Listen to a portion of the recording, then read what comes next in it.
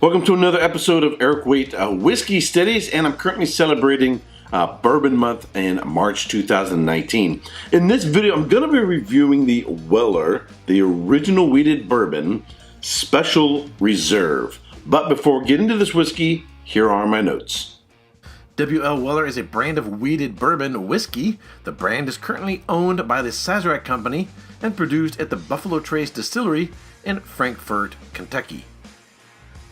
Buffalo Trace Distillery is also home to numerous other whiskeys such as Ancient Age, Blanton's, Buffalo Trace, Eagle Rare, Rock Hill Farms, Hancock Reserve, George T. Stagg, Old Charter, W.L. Weller, and Elmer T. Lee and Sazerac Rye. The bourbon was named after William Lar Weller, lived from 1825 to 1899, who was supposedly the first to produce straight bourbon using wheat instead of rye in the mash bill. His wheated bourbon was first produced in 1849. Like all bourbons, Weller is distilled from a mash composed of at least 51% corn, also known as maize. The secondary grain used for Weller brand is wheat, whereas most bourbons use rye. Otherwise, the mash bill is undisclosed. The W.L. Weller Special Reserve is bottled at 90% proof or 45% alcohol by volume. It is a non-age statement bourbon, and yet it is said to be around 7 years old. So I used to see this around for in the low 20s, anywhere between $22, $25. Now this whiskey has really skyrocketed, and I don't think it's an isolated whiskey that has increased in price. I'm afraid, at least for the short term, I'm starting to see bourbons, the price of bourbons, sort of take on the craze and expense of Scotch whiskeys. The prices are going up and up and up. Because we all know about how much Pappy Van Winkle is going for, and George T. Stagg, and some other bourbons. But I think the trend is starting to spread. More and more bourbons are increasing in price. It used to be one of the major benefits or the pros of bourbon over Scotch was its affordability. Well, right now it seems like they may be on the trend of competing with the Scotch and higher prices. Let's get into this one. Nice copper color. And amber, sort of a copper amber in color on the nose. But since there's no rye, you don't get any anise or black licorice or those sort of spice notes, but you do get some spice coming from the wood, which is going to be baking spices. You're going to get vanilla, light cinnamon, light cardamom, and there's sort of a creamy, bread, doughy, croissant-like character to it.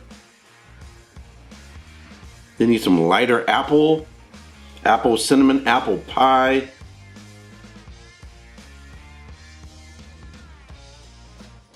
I get a little bit of pear. All right, on the palate.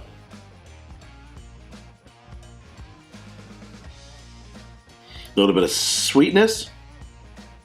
It's silky across the palate. No major burn. What you get on the nose, you get on the palate. It's not an overly complex bourbon. Get some apple, get some peach, a little bit of pear in terms of fruit notes to it. You get just a little bit of cinnamon on the back end. It is sort of silky and creamy. I get that a little bit of that sort of doughy note on the back end.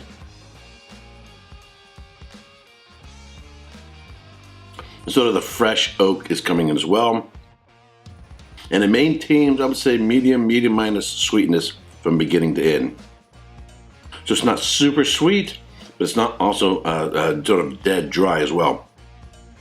It's a nice bourbon. It doesn't have a lot of complexity.